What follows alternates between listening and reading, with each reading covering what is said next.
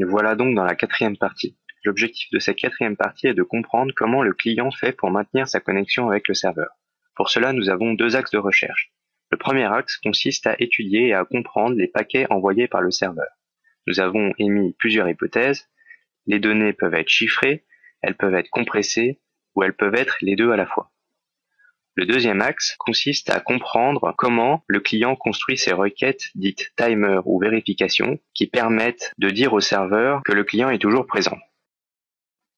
Les fonctions qui nous intéressent maintenant sont les fonctions qui permettent de récupérer les paquets, autrement dit la fonction receive. Nous allons donc désactiver les breakpoints que l'on a posés sur les fonctions send et regarder de plus près ce qu'il se passe au niveau des fonctions receive. Pour cela, nous allons dans le tableau des breakpoints et nous cliquons sur toutes les requêtes send pour les désactiver. Ensuite, nous redémarrons le client avec CTRL F2 ou alors ce bouton.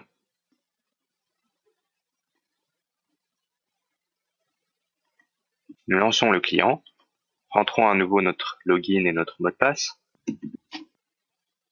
Et voilà, on reçoit notre première requête de la part du serveur. Une requête receive prend plusieurs paramètres.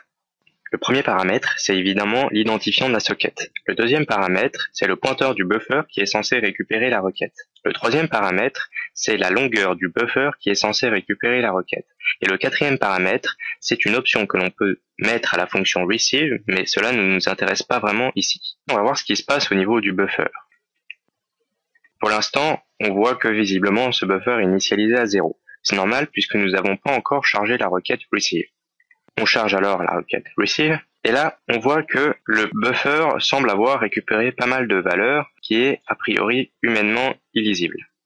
Nous allons donc faire quelque chose de nouveau, c'est-à-dire poser un breakpoint sur des parties de la mémoire. Ici, je choisis arbitrairement une zone de la mémoire du buffer pour y poser un breakpoint. En lecture et en écriture. Je lance donc F9, et nous tombons donc sur la première instruction qui va essayer de lire une valeur de notre buffer. En l'occurrence, il s'agit du premier byte, qu'il compare avec la valeur 40. On continue. On stocke cette valeur dans le registre AL. On compare à nouveau le premier byte avec 40. On stocke à nouveau dans le registre AL. Ici, c'est intéressant, puisque on stocke dans le registre AX une valeur du buffer qui est contenue à sa 7e position, puisqu'on voit que dans ECX, il y a la valeur 7. On regarde qu'il y a la valeur 7 plus l'adresse du buffer. On obtient 86. C'est intéressant, puisqu'on peut interpréter cela de différentes manières. On pourrait très bien imaginer que le serveur envoie différentes requêtes aux clients qui sont indépendantes les unes des autres. Mais qu'est-ce qui permettrait de les différencier? A priori, ça serait leur premier byte. Le premier byte qui a été comparé était comparé par 40. Or ici c'est 45. Du coup on peut s'imaginer que la taille de la requête était de 5. Donc si on compte 5, on a 1, 2, 3, 4, 5. Ici on tombe sur un caractère 40. Il faut donc se souvenir que dans WPE Pro, 40 avait une valeur assez importante, c'était une valeur de padding. Ça veut dire qu'en gros il compte pour rien. Peut-être qu'on peut l'interpréter de cette manière. Donc, on commencerait une requête suivante au byte suivant. Et c'est peut-être pour ça qu'on va mettre dans le registre AX le premier byte de cette probable requête suivante. On continue et on regarde ce qu'il se passe. Ici, à nouveau, on teste le premier byte avec 40, que l'on met dans le registre EBX. Et là, très intéressant, on tombe sur quelque chose qui peut valider une de nos hypothèses. À la fois, on regarde qu'on compare un caractère avec la valeur 80, ce qui veut dire que la valeur 80 peut aussi symboliser une nouvelle requête, donc ce qui peut peut-être valider le fait que à partir de ce byte-là, il y a une autre requête qui démarre, ce qui nous indique alors qu'il y aurait deux façons de déterminer une requête, qu'elle commence par 40 ou par 80. Et ensuite, l'information intéressante qu'on obtient, c'est la chaîne ASCII compression erreur. Donc déjà, a priori, quand on tombe sur une requête qui commence par 80, il s'agirait d'une requête à décompresser. Alors, on va se demander quel est le rôle de cette fonction. Est-ce que ça serait le rôle de décompression?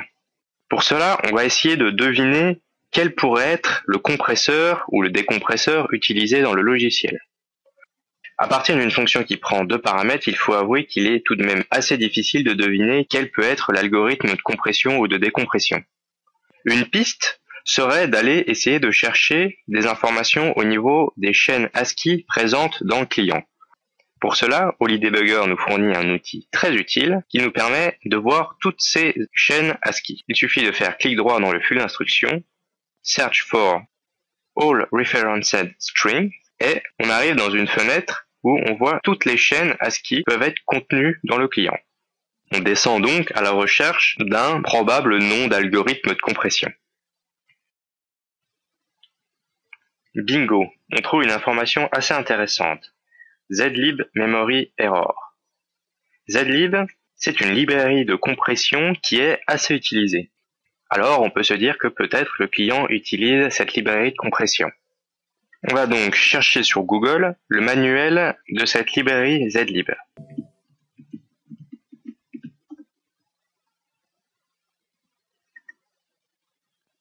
On va justement dans la zone Basic Functions.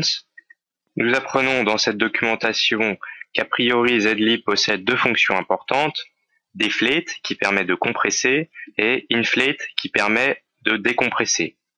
Deflate dans le sens de dégonfler une donnée, donc en la compressant, et inflate dans le sens de gonfler une donnée, dans le sens de décompresser.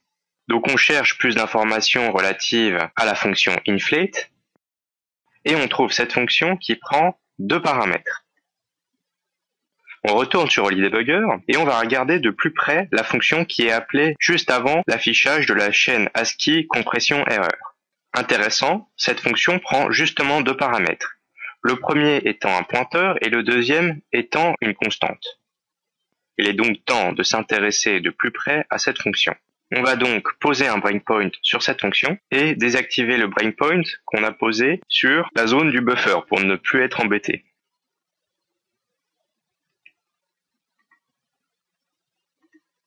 On lance F9 à nouveau. On tombe donc sur cette fonction et on va regarder de plus près sur quelle valeur pointe ce pointeur. On tombe visiblement sur ce qui peut ressembler à une structure. Maintenant, le but, ça serait de voir si on peut comparer cette structure avec la structure qui est utilisée dans la fonction inflate. La structure utilisée dans la fonction inflate est zstream p, donc stream comme flux et p comme pointer. On recherche donc dans le manuel cette structure et on tombe justement sur la définition de cette structure. Cette structure fait 56 bytes de longueur. Ces 3 premières variables correspondent au contenu que l'on veut envoyer à la fonction inflate, si vous voulez le contenu à décompresser. Les 3 variables suivantes correspondent justement au contenu de sortie, c'est-à-dire au contenu décompressé. La variable suivante nous affiche un message d'erreur en cas d'erreur.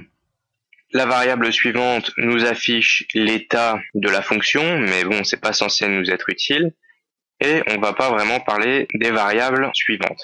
On remarque que cela correspond tout de même assez à la tête de notre structure. En premier lieu, on a un pointeur.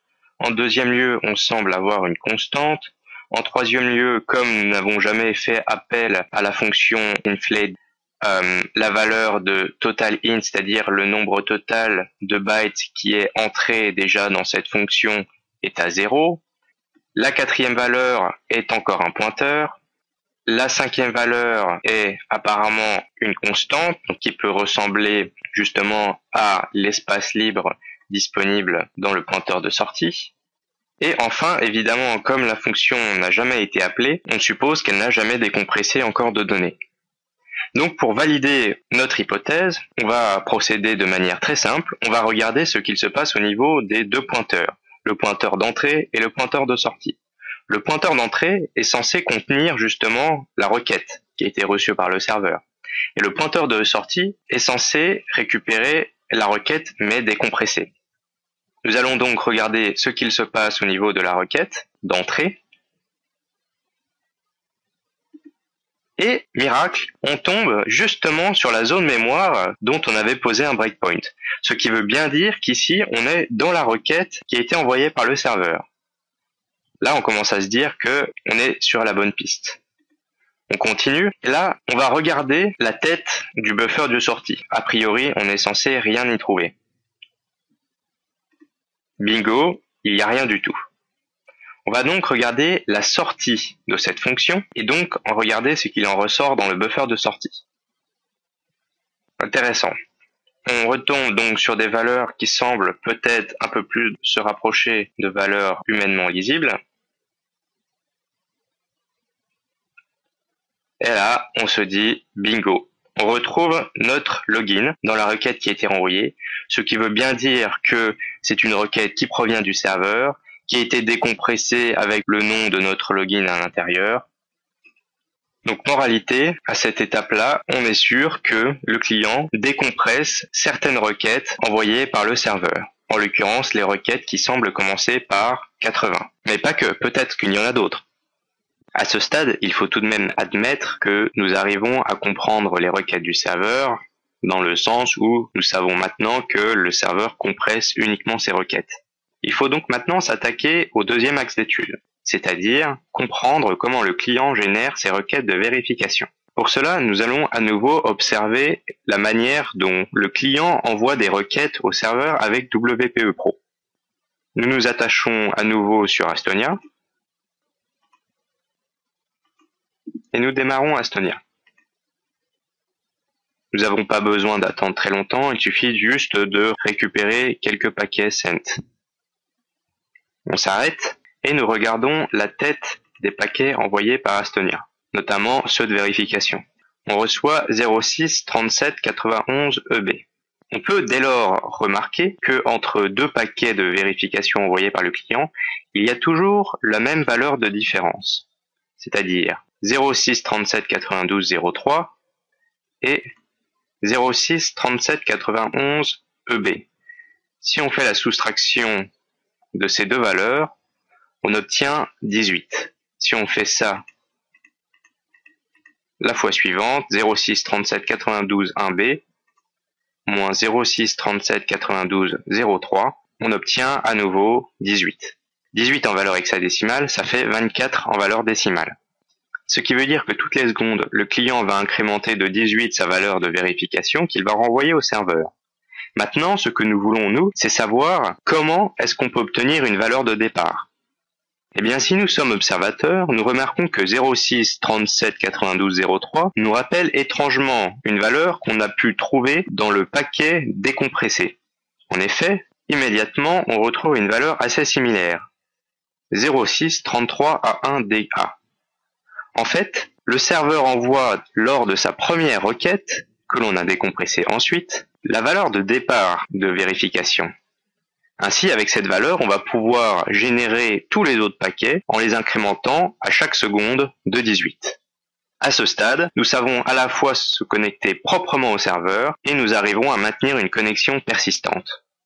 Il est donc temps de passer à la cinquième partie où l'on va étudier un peu plus précisément un code de bot qui pourrait se connecter de manière persistante au serveur et effectuer une action assez rudimentaire.